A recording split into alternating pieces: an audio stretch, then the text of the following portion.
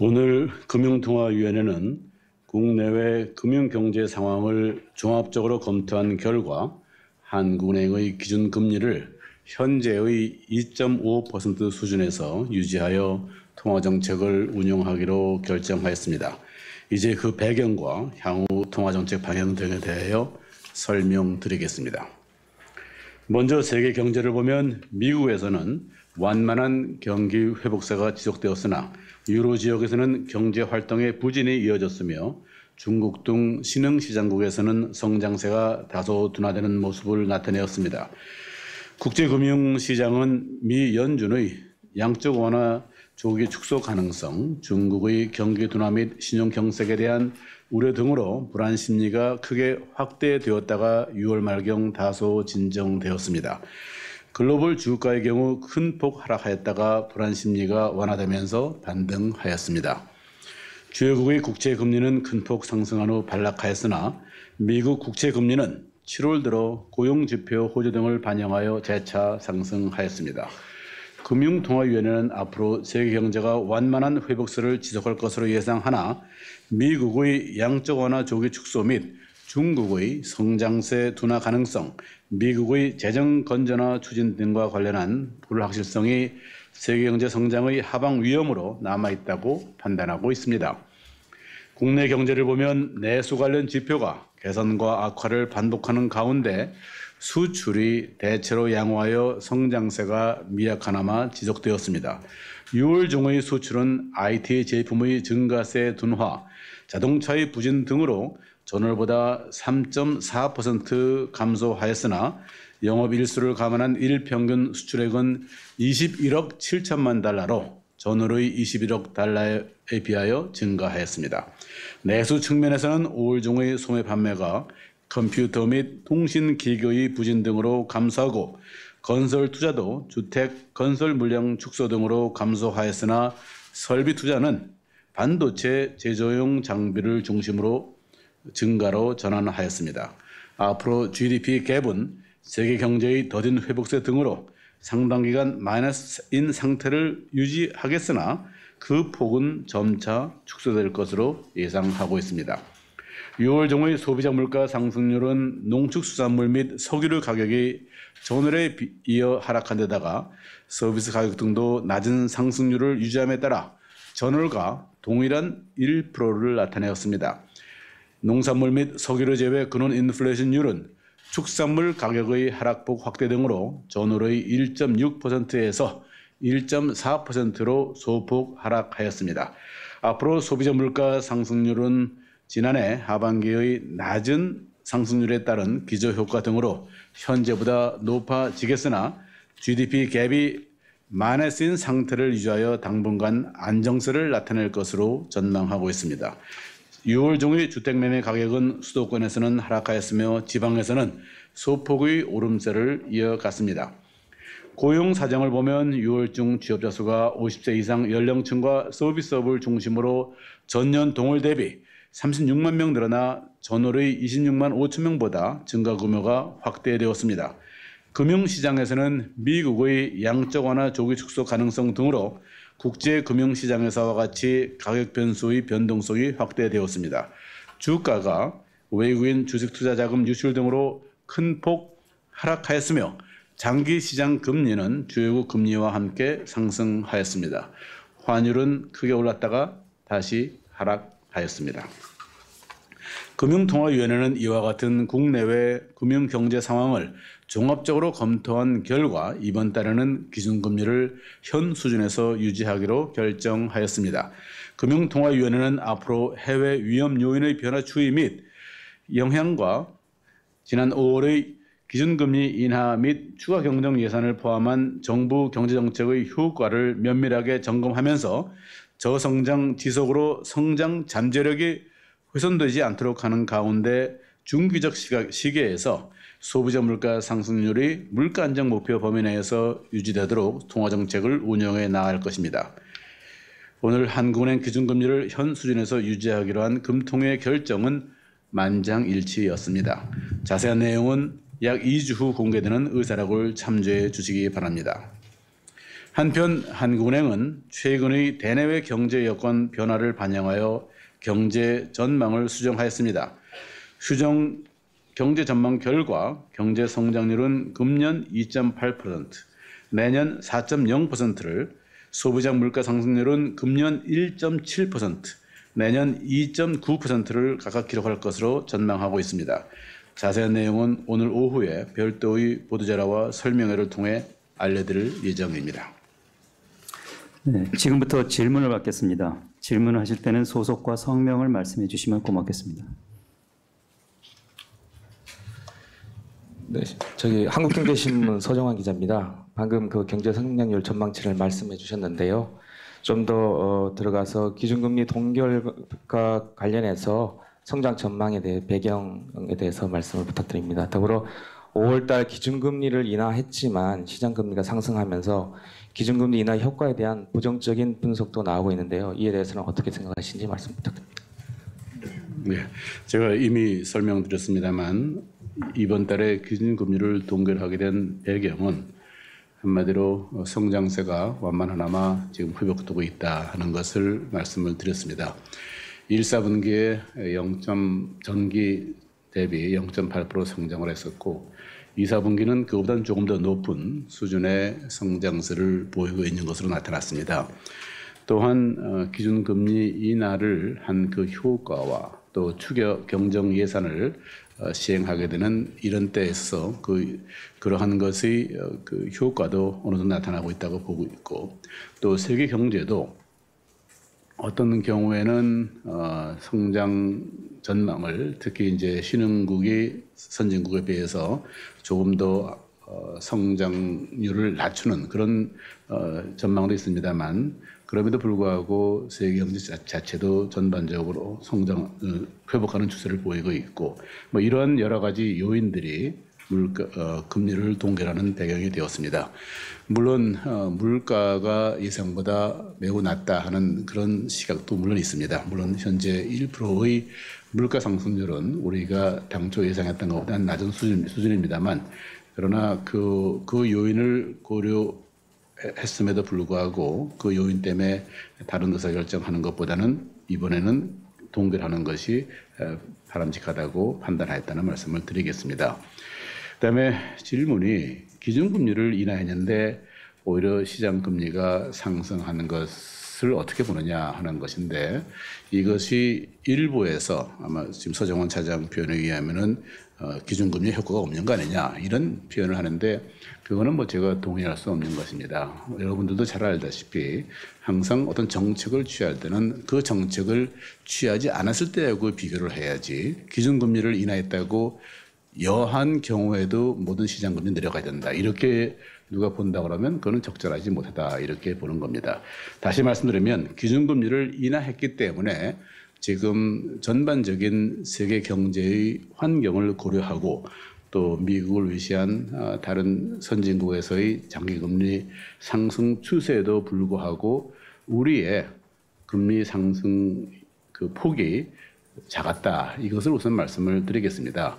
거기에는 뭐 금리 인하 효과도 있었고, 더 중요한 요인 중에 하나는 우리나라의 경상수지 흑자 폭이 아마 다른 나라 어느 나라보다 크고, 이러한 건실한 거시경제, 물론 이 건실하다는 표현은 거시경제 운영상에서 이 국제수지나 뭐 이런 것이 건실하다는 표현입니다만, 그렇게 그런 면에서 볼 때 우리나라에서의 시장금리 상승폭은 특히 뭐 얼마 전에 미국에서 버냉키 의장의 6월 중순에 6월 19일에 그 발언 이후에 큰 폭으로 상승했었는데, 그러한 여러 가지 그 요인들을 고려해 볼 때 우리의 수치는 그렇게 높지 않았다. 높지 않았다는 그 판단을 하게 된 것은 6월 19일이니까 6월 20일부터 7월 한 8일까지의 금리 상승 폭을 우리와 비교할 수 있는 다른 여타 신흥국하고 비교해 볼 때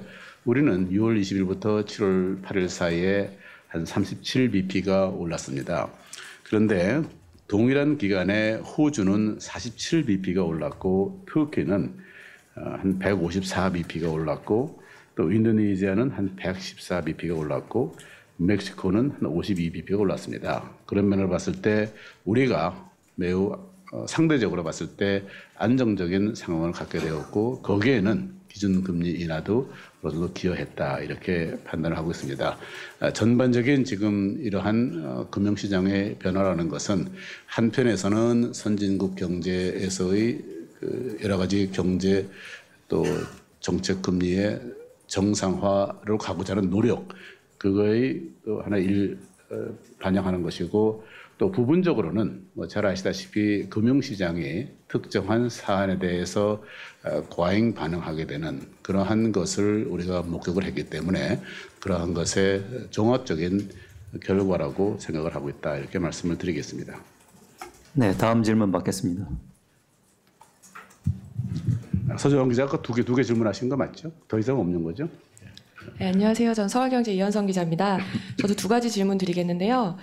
방금도 말씀하셨는데 버냉키 의장이 6월 19일 발언한 이후에 어제도 다시 발언을 했는데 상당한 부양책이 당분간 필요하다 이렇게 말을 해서 시장이 상당히 헷갈려하는 분위기입니다. 그리고 미국도 그렇고 중국 같은 경우에도 수출이 17개월 만에 마이너스를 기록하고 또 이번에 의사록에도 나왔듯이 중국 성장세가 다소 둔화될 수 있다 이런 말도 나왔는데요. 글로벌 경기에 대해서 어떻게 판단하시는지 한번 설명 부탁드리고요. 두 번째는 우리나라 같은 경우도 지금 추가 부양책이 필요하다 없다 이렇게 얘기들이 많은데 그 부분은 어떻게 보시는지 좀 부탁드립니다. 그 첫 번째 질문은 이제 글로벌 경기를 어떻게 판단하느냐. 아까 버냉키 의장의 말 표현을 보고 6월 19일 날 한 것과 아마 어제겠죠. 그래서 미국서 오늘이죠 사실은요. 뭐 몇 시간 전입니다만 그 스피치 이후에 기자회견할 때 그런 표현을 쓰긴 썼어요. 그러니까 버냉키 의장이 영어로 말하면 highly accommodative policy, monetary policy, 매우 완화적인 통화 정책이 필요하다. 뭐 이런 얘기한 것은 사실입니다. 그래서 그것도 이제 무조건이라고 그러지 않고 in the foreseeable future 뭐 좀 볼 수 있는 앞으로의 단기간 동안 뭐 이런 형태 무한정한 건 아니지만 어느 정도의 기간 동안에는 어느 정도의 그 미래 기간 동안에는 매우 완화적인 것이 필요하다.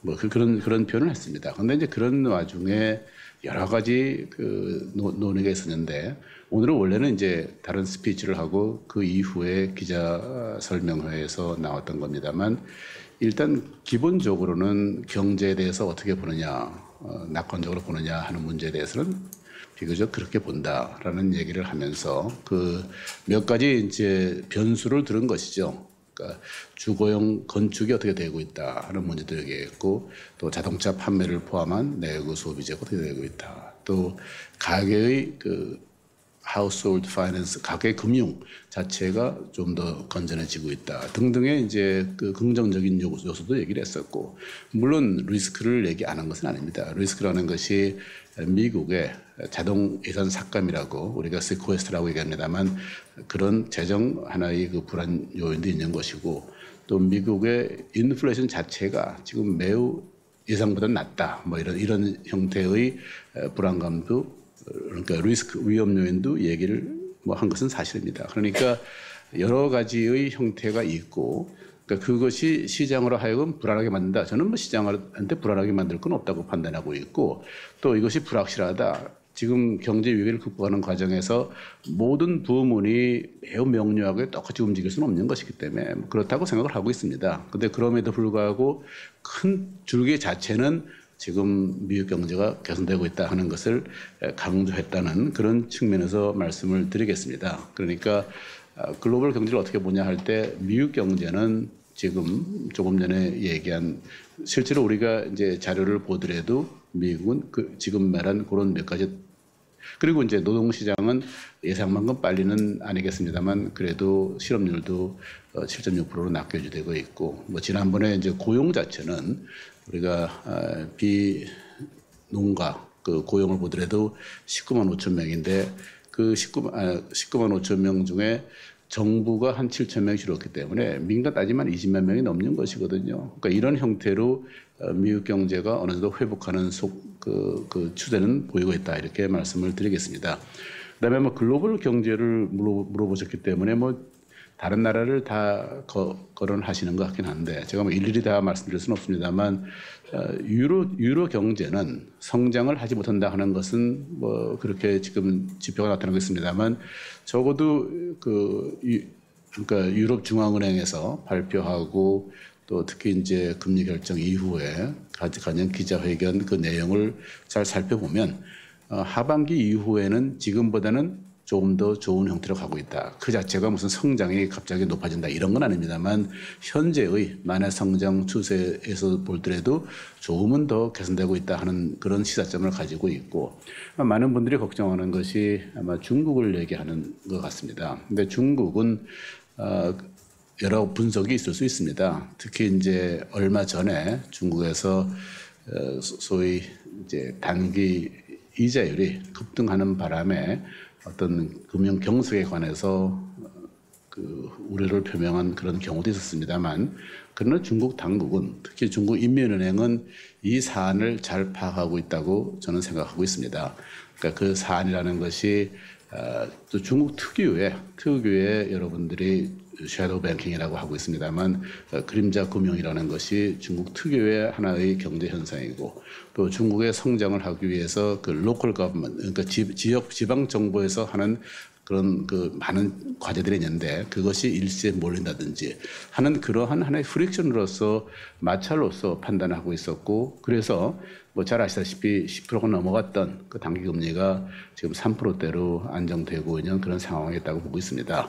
그래서 일단 금융 사이드에서는 그렇게 간다고 보고 있고 그다음에 뭐 인플레도 지난달에 이제 발표한 게 2.71%입니다만 그 정도면 뭐 잘 매니지가 되고 있다고 볼 수 있는 것이고 또 성장도 뭐 8%를 넘어간다 이렇게 또 예상하는 분들이 볼 때는 작을지 모릅니다만 그러나 7%대 후반은 중국이 갈 수 있는 그런 상황이라고 현재 보고 있기 때문에 그런 확률적으로 봤을 때 그러한 그 성장 경로를 중국이 가고 있는 것이 아닌가. 마지막으로 아마 일본에 궁금하시겠습니다만 여러분들이 아시는 거나 제가 아는 거나 일본에 대해서는 큰 차이가 없다고 보고 있는데 일단 하여튼 나름대로 추진한 정책이 어느 정도 본인들은 아마 효과를 나타내겠다고 판단하고 있는 것 같습니다만 그것이 앞으로 이 좀 시간의 흐름에 따라서 어떻게 변할지는 저희도 매우 그 관심을 갖고 보고 있는 그런 상황이다 이렇게 말씀을 드리겠습니다. 그것이 첫 번째 질문에 대한 답이고요. 두 번째가 경기 부양책이 필요하다고 이렇게 질문하신 것 같은데 그런 형태의 내용 뭐 생각이 있느냐 그러는데 그거는 현재 우리 지금 전망이 오후에 다시 여러분들한테 자세히 설명을 드리겠습니다만 현재보다는 조금 더 성장이 가고 있기 때문에 지금 이미 실행한 그런 정책의 효과를 면밀하게 점검해 봐서 그 효과가 극대화되도록 하는 것이 일단 중요하다고 생각을 하고 있습니다. 그래서 지금 단계에서는 뭐 제가 그 문제에 대해서 의견을 개진할 그런 입장에 있지는 않다 이렇게 말씀을 드리겠습니다. 네, 다음 질문해 주십시오. 네, 저 블룸버그 통신의 서은경 기자입니다. 다음 주에 G20 회의에 가실 텐데요.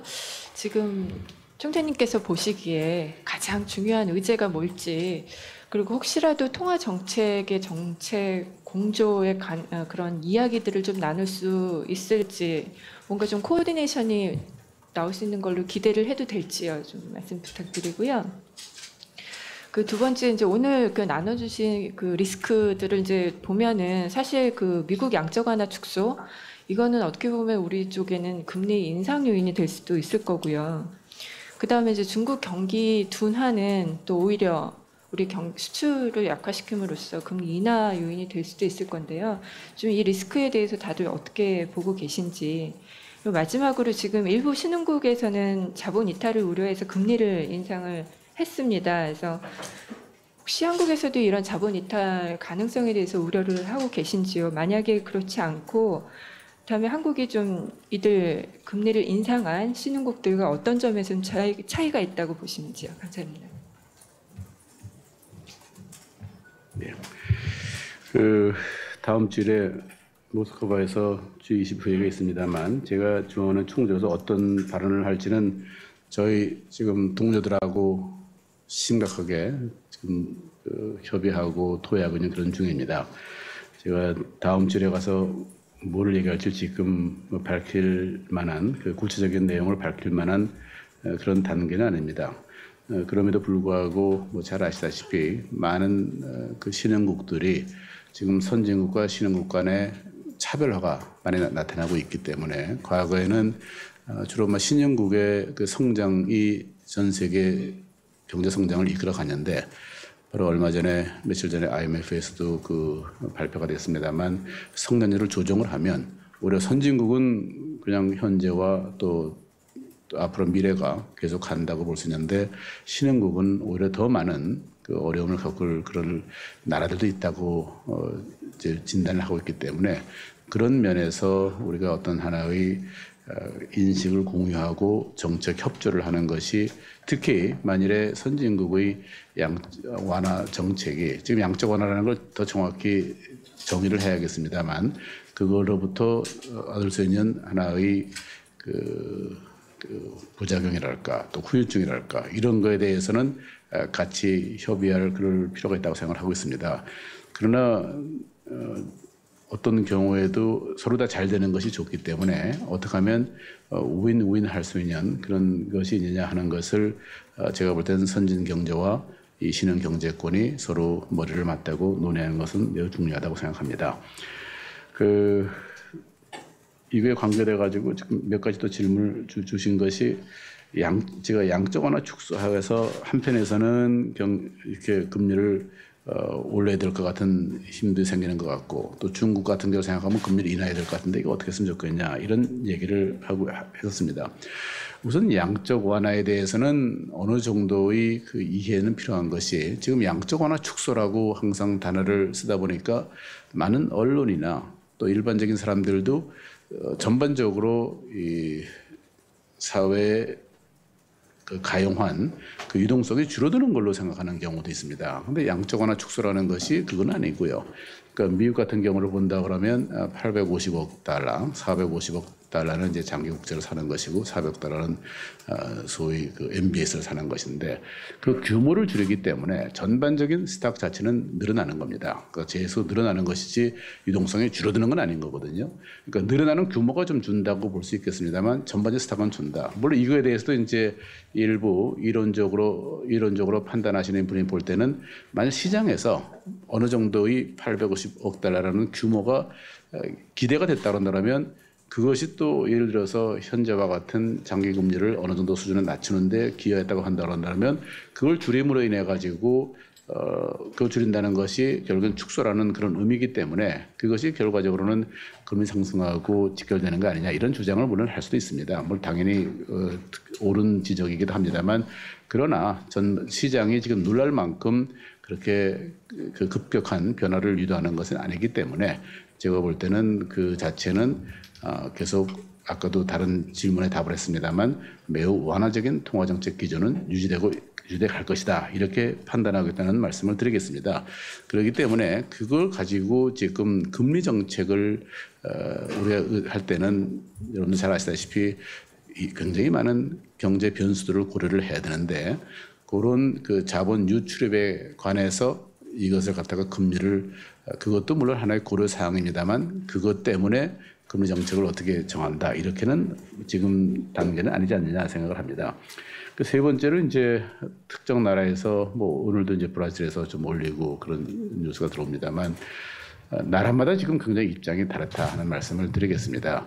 그러니까 G20 회의가 생겼을 때는 모든 나라가 공통적으로 위기에 처해 있었습니다만 그 이후에 소위 신흥 경제권은 그 성장을 했었고 2010년경부터 선진 경제 하지 못했었고 지금은 그 패턴이 변하고 있는 상황입니다만 특히 신흥 경제권 중에서는 그 자원을 기초로 해서 성장하는 나라와 그렇지 않은 나라와 뭐 여러 가지 다양한 형태의 그 경제 상황이 되어 있는 것입니다. 그렇기 때문에 한편에서는 각 나라의 사정에 입각한 정책을 취해야 될 것이고 또 다른 한편에서는 각 나라 특유의 사안보다는 그 글로벌리 다시 말하면 미국이나 뭐 선진 경제권의 정책에 의해서 그거에 따라 가지고 영향을 받는 측면이 있기 때문에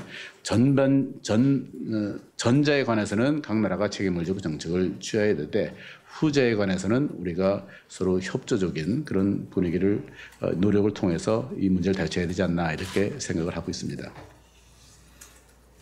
네, 다음 질문 받겠습니다.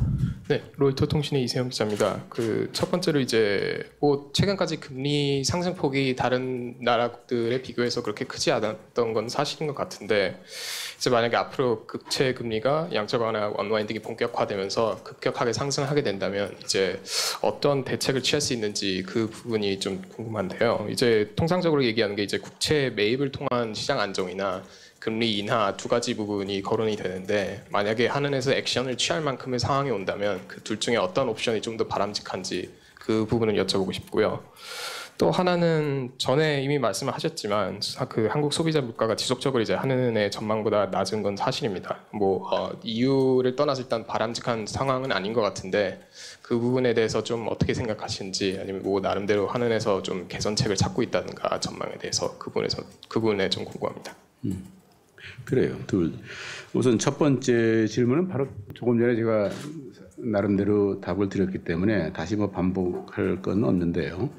근데 이 어떤 한 면 할 때 이제 그 면이 굉장히 중요한 건데 어떤 조건이 이제 제기가 되느냐 하는 것이고 뭐 금리를 하나 정책 수단을 쓸 것이냐 아니면 국고채 매입을 할 것이냐 뭐 중앙은행의 모든 수단이 그러니까 중앙은행은 여러 수단을 가지고 있기 때문에 저희가 필요할 경우 다 적절한 수단을 활용할 것입니다. 그러니까 지금 이 자리에서 어떻게 해서 어떻게 하겠다고 얘기하는 것보다는 중앙은행은 그 필요에 따라 가지고 우리가 갖고 있는 수단을 다 활용을 해서 한편에서는 이제 경제의 안정적인 성장에 기여를 하고 다른 한편에서는 이제 금융 안정을 도모하는 그런 목적에만 맞는다 그러면 중앙은행이 갖고 있는 수단을 다 활용할 것이다 이렇게 말씀을 드리겠습니다. 소비자 물가 상승률에 대해서는 오후에 전망을 할 때 아마 자세하게 논의가 될 겁니다. 그러니까 지난번에 2.3%를 전망했었는데 1.7%가 지금 현재 전망치가 됐다는 얘기는 상당한 수정이 있었고 그러한 아주 그것이 예를 들어 공급 측면의 요인에 의해서 다시 말해서 우리가 당초에 예상했던 기름 오일 가격이 얼마 또 일반적인 상품 가격이 얼마 또 상승률만 하더라도 그다음에 이제 농수산물 가격이 어떻게 이런 가정에 따라 가지고 지금 변한 겁니다. 그러니까 모형 자체가 뭐 완벽하지 못했다는 그런 측면이 있을 수 있겠습니다만 지금 대외적으로 우리한테 주어진 대외적 환경이 우리 예상한 것보다는 많이 차이 났기 때문에 그러한 것을 아마 그 담당하시는 분들이 매우 소상하게 설명드릴 겁니다.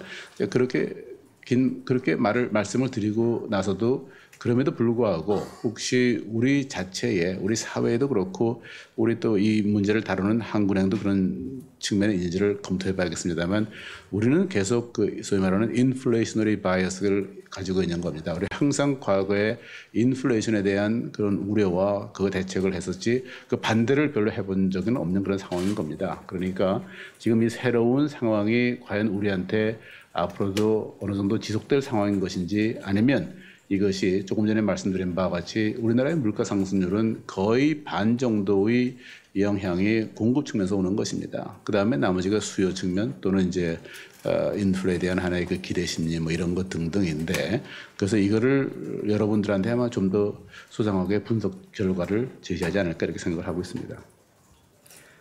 네, 다음 질문해 주십시오.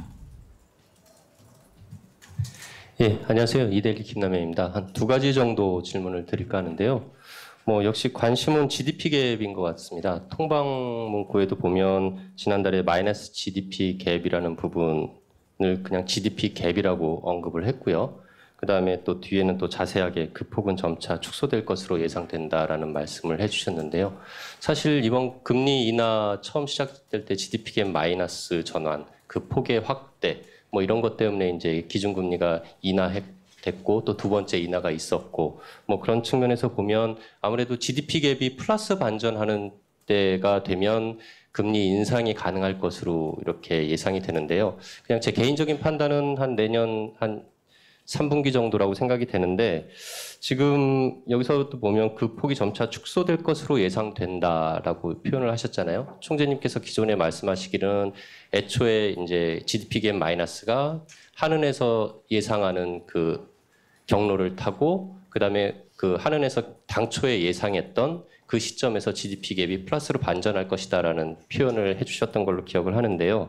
지금 오늘과 같은 통방문구 표현이 기존에 그 한국은행이 예상했던 경로의 어떤 시기 내지 그다음에 플러스로 반전하는 시점 이게 좀 더 앞당겨진 걸로 판단을 해야 되는 건지 이 질문을 좀 드리고 싶고요.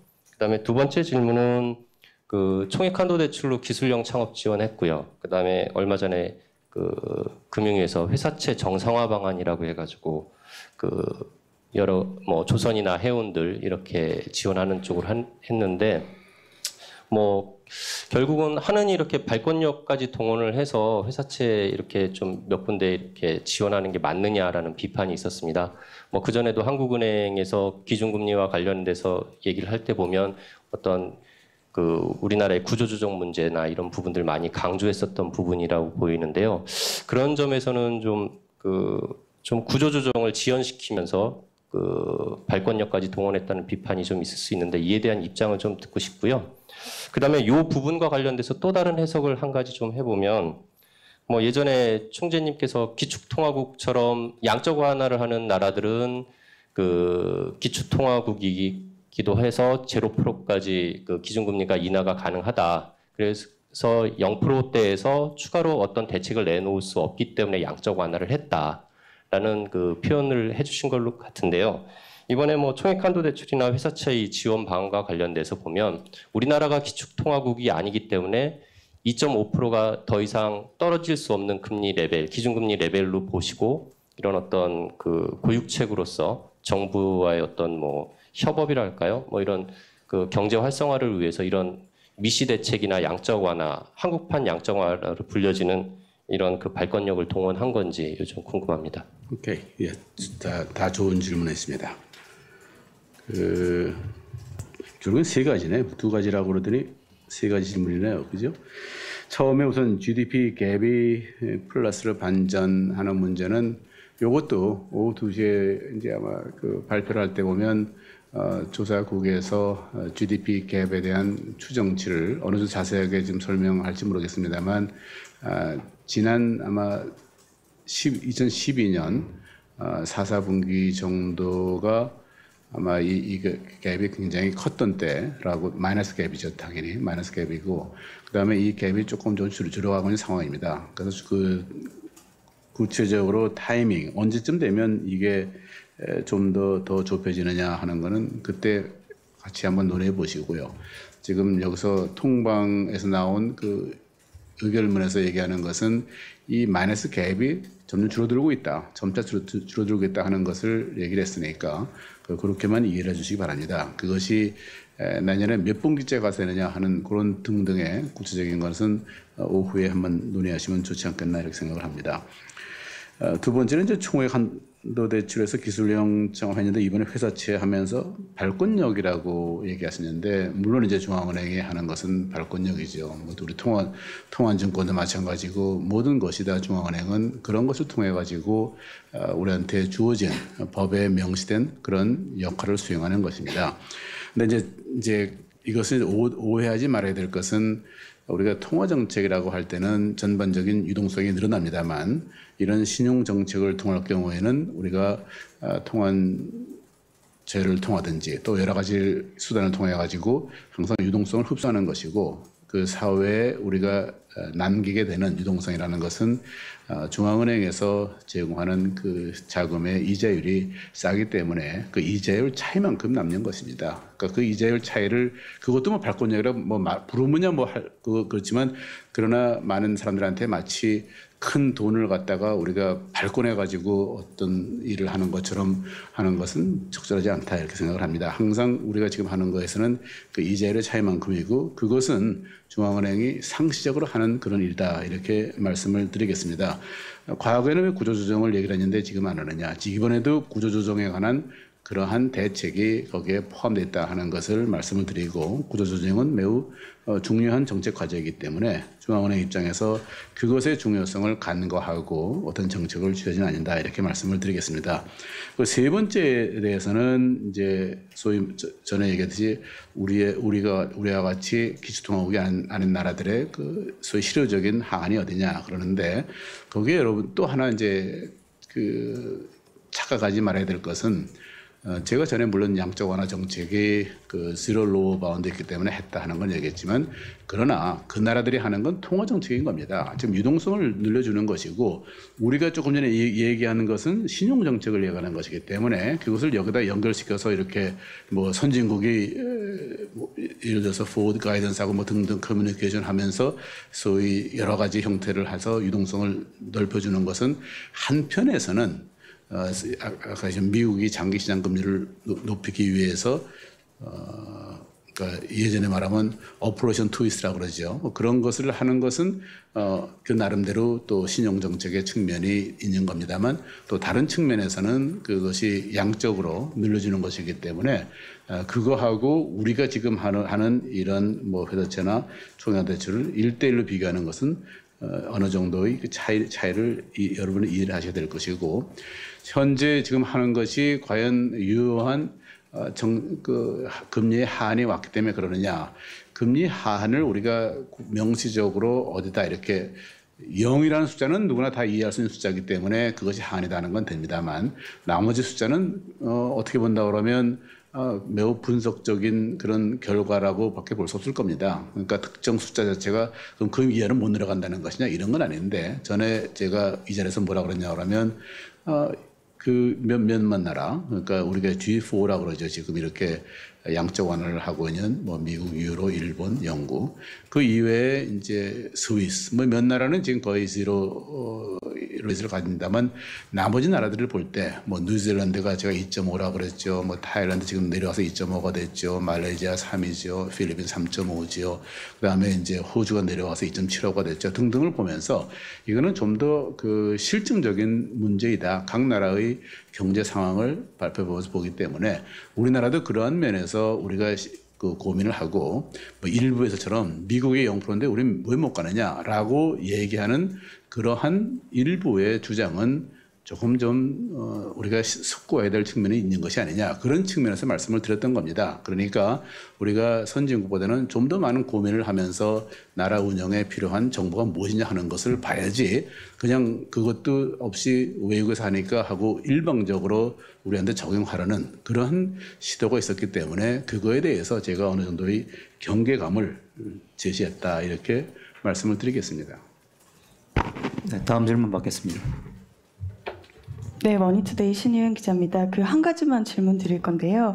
그 통방은 아니고 수정 경제 전망 2.8% 올해 성장하고 내년에 4% 말씀하셨는데 정부에서는 2.7%로 올렸고요.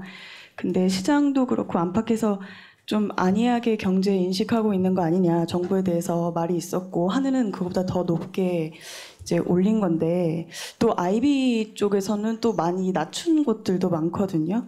그래서 이게 경제 인식을 좀 안이하게 보는 거 아닌가, 이 부분에 대해서는 어떻게 보시는지, 좀 하반보다는 아무래도 지금은 이제 잠재 성장률 넘어서 좀 올라갈 가능성에 더 무게를 두고 있다고 보시는 건지 답변해 주시기 바랍니다.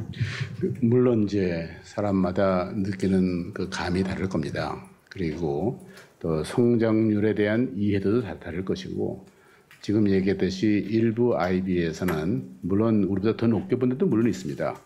우리보다 더 높게 뭐 2.9 이렇게 본 데도 있습니다만 또 최근에 이거를 매우 낮춘 데도 있다는 것도 알고 있습니다. 그러나 그거는 그분들이 판단해서 보는 것이고 그분들은 자기 나름대로 아마 여러 가지 변수를 가지고 볼 겁니다. 그러니까 제가 그거에 대해서 뭐라고 얘기할 수는 없는 것이 한국은행은 우리가 전망을 하면 그야말로 모든 변수에 대해서 여러분들 설명을 드리고 같이 갑니다만 나머지 경우는 제가 볼 때 한국은행이나 뭐 우리나라에서 그야말로 한국은행 외에는 과연 있을까 싶을 정도입니다만 우리는 그래도 모든 기초적인 변수와 또 그런 것에 대한 변수에 대한 하나의 그냥 실증 분석을 토대로 하고 있는 것이고 또 제가 뭐 다른 데서 대해서는 제가 코멘트할 의향이 없습니다만 그렇기 때문에 뭐 1대1로 비교할 수는 없다 이렇게 말씀을 드리겠습니다.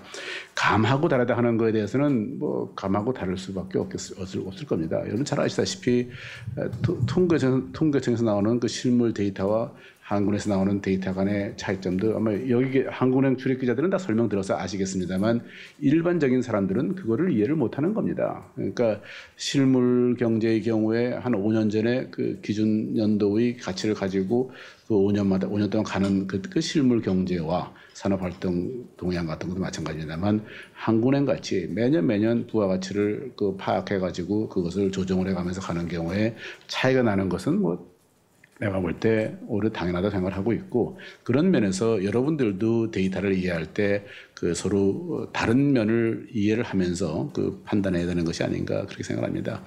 일부에서 이제 아니하다는 표현은 어떤 건지 모르겠습니다만 경제가 실제로 아마 어렵다 하는 그런 얘기인데 그러나 우리의 성장 잠재력이 아마 정확히는 몰라도 4%보다 조금 안 되는 숫자가 아니겠습니까? 그러니까 그거를 안 가면서 우리는 굉장히 안이하게 지금 생각을 하고 있다. 누가 이렇게 우리 보고 얘기한다면 그거는 적절하지 않은 표현입니다. 우리도 2.8% 성장을 내놓고 안이하다 이렇게 보는 사람은 없고요. 그러니까 경제라는 것은 지금 항상 자기 포텐셜만큼 성장을 해야 되기 때문에 우리도 매우 그 경제 상황 자체에 대해서 지금 앞으로 더 성장해야 될, 또 특히 잠재 성장력을 더 높여야 될 이런 면에 대해서 매우 심사숙고하고 있다 이렇게 말씀을 드리겠습니다. 이제 7월 25일 날 되면 25일인가요? 하여튼 그 정도 되면 우리가 이제 이사분기에 성장 속보가 나오고 하기 때문에 이미 이제 지금은 7월 달에 다 넘어왔으니까 지금 오고 있는 자료를 바탕으로 해서 한국은행이 전망한 것이기 때문에